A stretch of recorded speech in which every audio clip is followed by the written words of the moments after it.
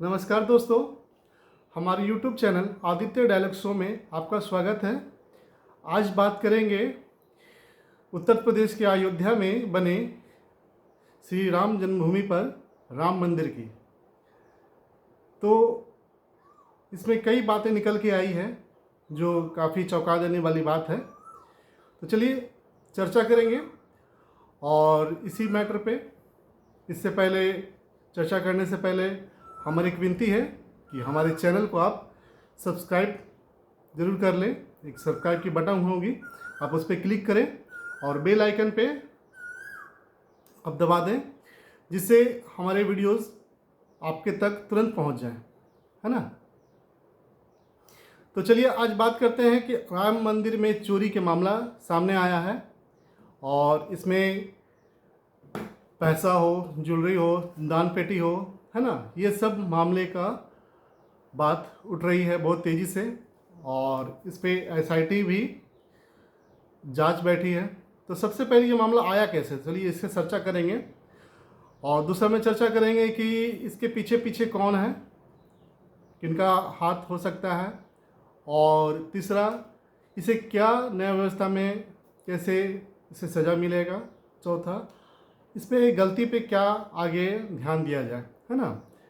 तो चलिए सबसे पहले बात करते हैं कि राम मंदिर में आखिर ये जो चोरी हुआ है, ठीक है, तो कैसे हुआ इसके बारे में और कैसे पता चला।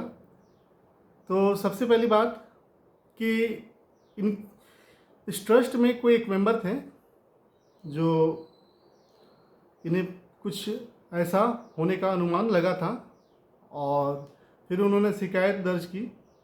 फिर एक नरेंद्र मोदी को पत्र लिखा, ये भारतीय जनता पार्टी के ही कोई सदस्य थे। और उसके बाद ये मामला अखिलेश यादव तक भी पहुंचा, उत्तर प्रदेश के विपक्ष, उन्होंने भी बात उठाया। और फिर उत्तर प्रदेश के मुख्यमंत्री श्री आदित्य योगीनाथ, उन्होंने एसआईटी का गठन किया और एसआईटी का गठन करके इस बारे में और इसका मामला क्या है, इसमें कितनी सच्चाई है, इसे पता लगाने के लिए एसआईटी को भेजा गया। एसआईटी पहुंची, निचले स्तर से जांच होना शुरू हुआ।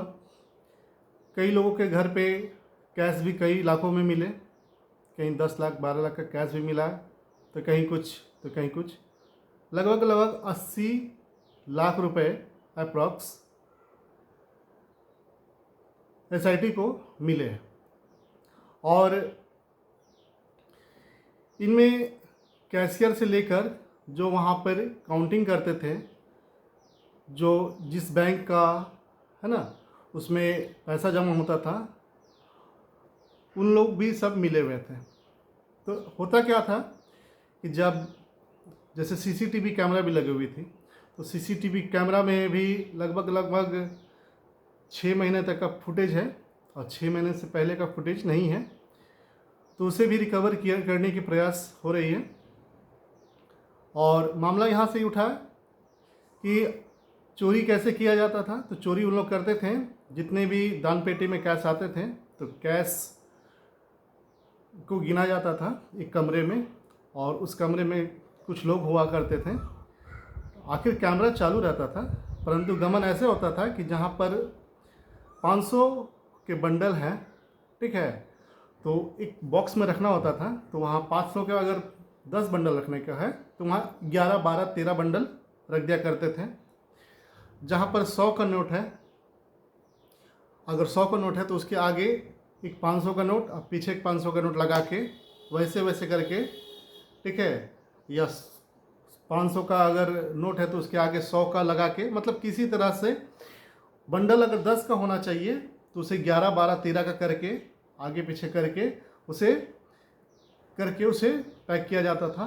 और जब रास्ता में ले जाया जाता था गाड़ी में, वैन में, तो उस वैन में फिर वो खोल कर उसे निकाल लिया जाता था, जितना बंडल एक्स्ट्रा होता था, और इस तरह से करके गबन किया जाता था।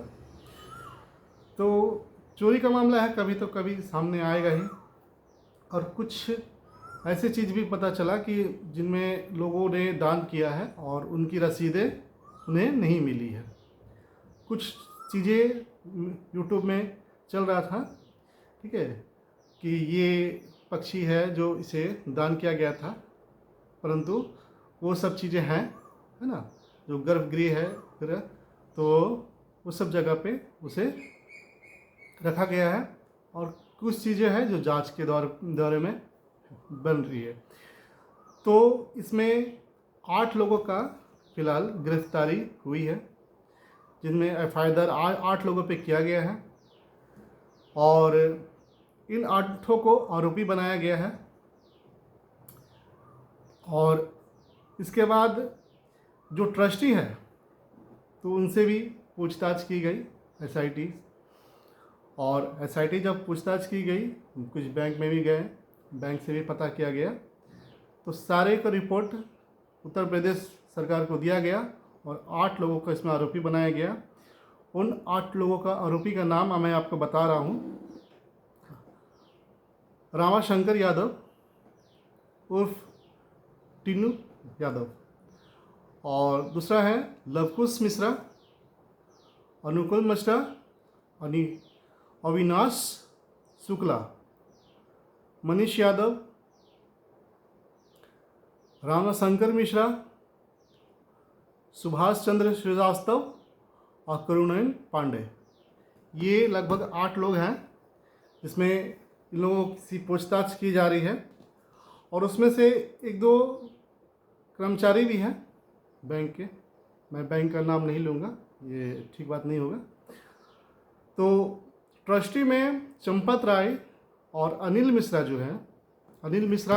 जो है वो कैश के इंचार्ज थे, काउंटिंग वगैरह होने का जो था उनका इंचार्ज था, और ये जो चंपत राय हैं वो उपाध्यक्ष थे। तो इन लोगों ने फिलहाल अपने पद से, ठीक है, इस्तीफा दे दिया है एक नैतिक तौर पे, क्योंकि जांच होने से पहले सवाल उठा था कि जांच होने से पहले ही आरोप लगा था तो आपने इस्तीफा क्यों नहीं दिया। तो जांच होने के बाद ये साबित हुआ कि ऐसा ऐसा हुआ है, जिसके कारण उन्हें इस्तीफा देना पड़ा और देना भी चाहिए था। अब मामला आगे चलते हैं कि आखिर ये मामला हुआ ही क्यों। तो हुआ यूँ कि इसमें लापरवाही बरती गई, है ना। सिस्टम जिनका दायित्व था वो दायित्व सही से निभाए नहीं, ये बीच में ऑडिट किए नहीं, है ना। हर 3 महीने, 90 दिन या महीने भर में या 6 महीने पे ऑडिट होना चाहिए था सारे का। जितने आपके पास जेवर हैं, सोने चांदी, ईंट है, या इनसे जुड़े जो भी मूर्तियां हैं, उन्हें हमेशा ऑडिट होते रहने चाहिए। और कैश जो है उसकी भी ऑडिट होते रहनी चाहिए थी, उसकी जांच होते रहनी चाहिए थी। ऐसा नहीं होने का कारण, है ना, ये हुआ। और नियम जो है थोड़ा सा कड़ा करना चाहिए था। जैसे बालाजी में, तिरुपति बालाजी में लोग लुंगी पहन के, मतलब धोती जिसको बोलते हैं, धोती पहन के, है ना, सिंपल से जाते हैं, शरीर में और कोई कपड़ा नहीं होता है, कैश गिनते हैं और उसी तरह से फिर चेकिंग करके उनसे बाहर भेजा जाता है। परंतु यहाँ ऐसा नियम नहीं था। सीसीटीवी कैमरे भी और ज़्यादा होनी चाहिए थी, उनकी मॉनिटरिंग इन्हीं टाइम टू टाइम होते रहनी चाहिए थी। जब कैश गिन रहे हैं तो उस समय मॉनिटरिंग होनी चाहिए थी, और इसकी मॉनिटरिंग की जी कॉपी है जो हमेशा किसी प्रशासन के पास या डिस्ट्रिक्ट मजिस्ट्रेट या किसी अन्य के पास भी होना चाहिए था। और इस पर और भी सुधार किया जा सकता है ना। तो इस पर आगे सरकार को और ट्रस्ट को मिलकर इसमें ध्यान देने की आवश्यकता है कि आगे से ऐसा ना हो। और रही बात इन लोगों की सज़ा की, तो इनकी सज़ा अलग अलग धाराओं में किया गया है।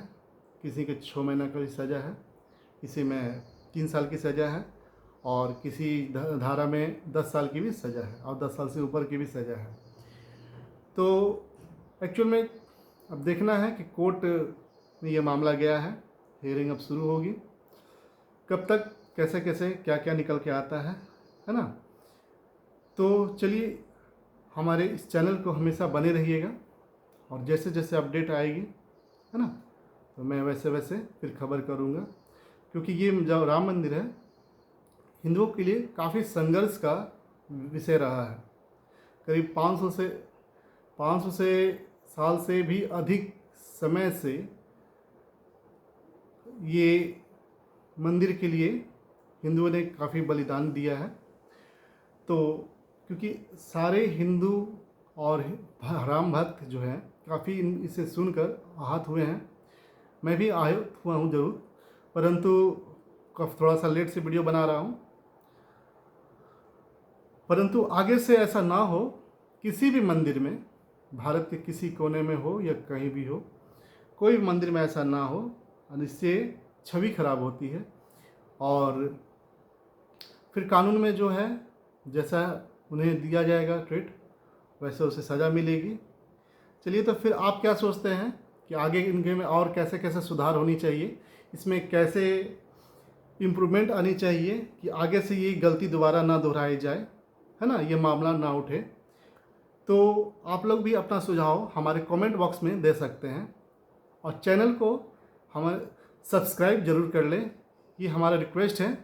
हमारे चैनल को सब्सक्राइब ज़रूर कीजिए और लाइक बटन ज़रूर दबाइए। धन्यवाद।